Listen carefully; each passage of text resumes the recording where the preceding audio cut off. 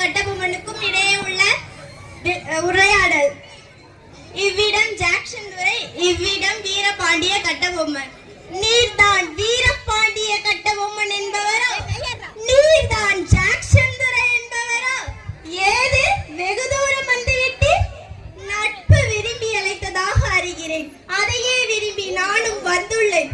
நட்பு வேண்டும், ஆனால் அதற்கேற்ற நடத்தை இல்லை உம்மிடம். கற்றுக் கொடுக்கும் இனம் தமிழினம். நீர் கற்றுக் கொடுக்க முயற்சிப்பது அறிவீனம்.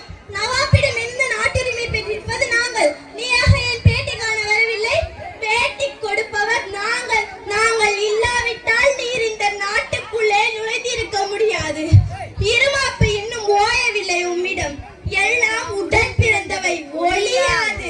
உன் மீது குற்றம் சுமத்துகிறேன். என்னவென்று எடுத்துரைந்தால் கணக்கில் அடங்காது. எண்ணிக்கை தெரியாத குற்றம். எனக்கா எண்ணிக்கை தெரியவில்லை? அகமிடித்தவனே, சொல்கிறேன் கேள். உன் நிலத்தில் விளையும் விளைச்சலுக்கு கிஸ்தி கொடுக்கவில்லை. எங்கள் பேரரசுக்கு கீழரசாக இருக்க திரைப்படம் செலுத்தவில்லை. வெகு காலமாக வரிப்பணம் வந்த சேரவில்லை. இந்த பாக்கிக்கு எல்லாம் பட்டியும் செலுத்தவில்லை.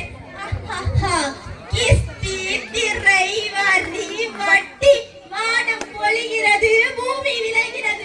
உனக்கு ஏன் கொடுக்க வேண்டும் கிஸ்தி? எங்களோடு வயலுக்கு வந்தாயா? ஏற்றம் விதைத்தாயா? நீர் பாய்ச்சி நடுவயல் நிறைய கண்டா?